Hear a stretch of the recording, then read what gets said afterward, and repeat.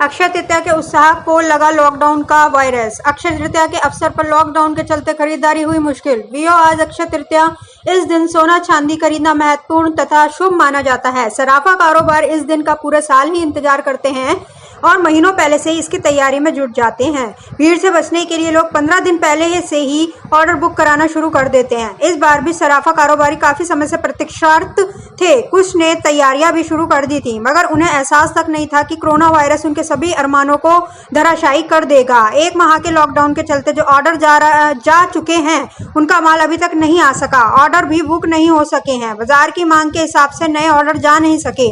दुकानें कई दिनों से लगातार बंद हैं। अब कारोबारियों के पास एकमात्र सहारा ऑनलाइन मार्केटिंग का ही बचा है, मगर आइटम दिखाने से लेकर सप्लाई करने की तक की समस्या कारोबारियों को परेशान कर रही हैं। साथ ही ऑनलाइन बुकिंग कर रहे ग्राहकों को भी लॉकडाउन खुलने के बाद ही आइटम की सप्लाई हो पाएगी। मुरादाबाद सराफा कमेटी के पदाधिकारी संदीप सिंगल के अनुसार अक्षय तृतीया ही एकमात्र ऐसा पर्व है जिसमें पूरे देश में बड़े पैमाने पर सोना चांदी की खरीदारी की जाती है। लॉकडाउन के कारण सराफा व्यापारियों के साथ साथ इससे जुड़े छोटे कारीगरों को भी बेहद नुकसान उठाना पड़ा है। अक्षय तृतीया पर पूरे देश के सराफा कारोबारियों को बड़ा नुकसान तो हुआ ही है। मुरादाबाद में भी करीब 50 करोड़ के नुकसान की बात सामने आ रही है। मुरादाबाद से सरफराज सैफी की रिपोर्ट।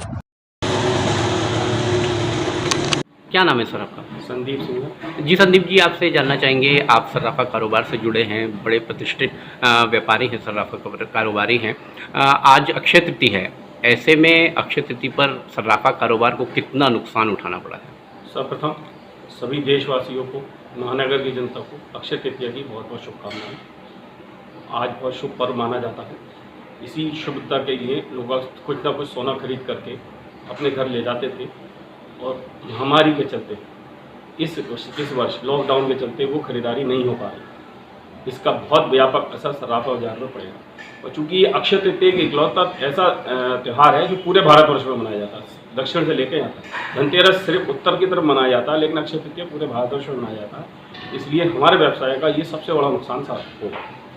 सर, आप मुरादाबाद सराफा कमेटी से भी जुड़े हैं, आपसे ये जानना चाहेंगे कि मुरादाबाद में खास अक्षय तृतीया के दिन कितना नुकसान हुआ है?